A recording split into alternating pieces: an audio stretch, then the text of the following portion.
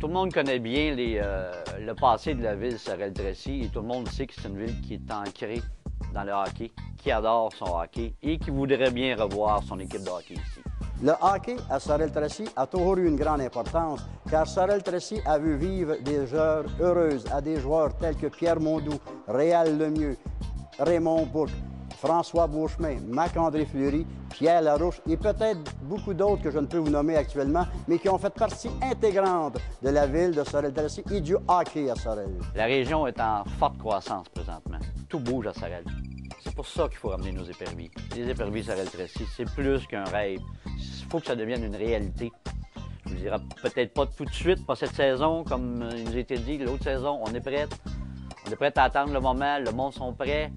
Je dirais que la population reste unie à Sorel. Il y a beaucoup de nouveaux couples qui viennent s'installer à Sorel. Les conditions sont très bonnes. On a un bassin de population très intéressant pour faire vivre un club.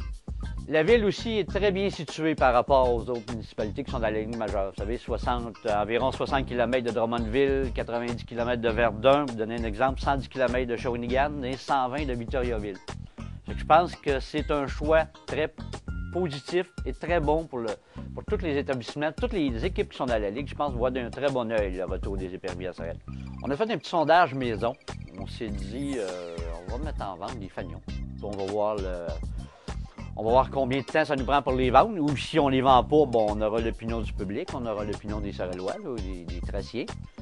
On a mis 2000 drapeaux à vendre.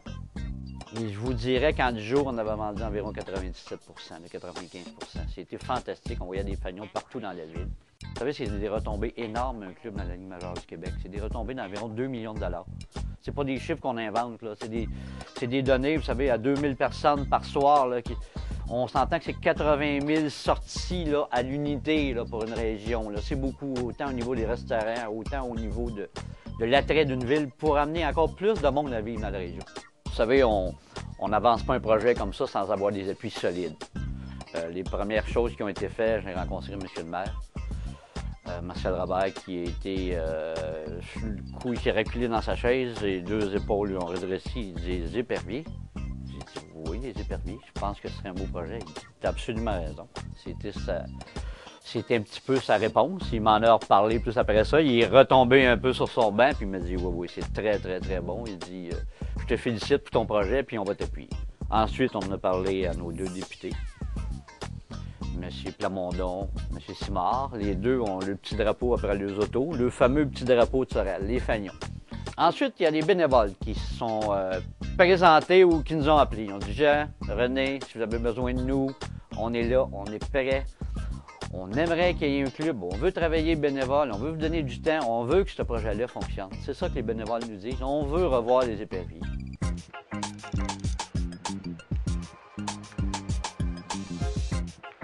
Actuellement, nous sommes au Colisée Cardin, édifice construit en 1951 et en 1997. La ville de Sorel-Tracy a investi 4,5 millions pour moderniser et rafraîchir les équipements de cet établissement. Dans l'enceinte du Colisée, vous remarquerez les bancs neufs et les sièges neufs qui ont été faits en 1997. Nous avons actuellement, depuis le mois d'août, un nouveau cadran installé au Colisée Cardin avec les nouvelles normes. Également, concernant la patinoire et les bandes, tous ont été refaits aux nouvelles normes actuellement et même à remarquer que les baies vitrées sont au niveau et aux normes de la Ligue nationale de hockey. Également, le système de réfrigération que nous avons est un des plus sophistiqués actuellement. Donc, pour ce qui est des températures de glace, pour ce qui est de la congélation de la glace, nous avons un système qui peut répondre à toutes sortes d'activités sur la glace. Également, s'est greffé au Colisée Cardin une boutique de hockey spécialisée dans ce domaine. Elle est ouverte 7 jours par semaine. Également, s'ajoute à ce Colisée Cardin des espaces pour pouvoir stationner au-delà de 1000 voitures. Comme vous le savez, les exigences de la Ligue majeure du Québec ont changé depuis les années des éperviers du passé. On se doit d'assurer beaucoup plus de monde dans notre Colisée. On se doit aussi d'avoir des loges pour rencontrer les normes, les nouvelles normes de la ville. C'est la première demande qui nous a été faite. On a donc confié ce mandat à Éric Champagne, architecte, de faire une étude, de voir la faisabilité des demandes de la Ligue.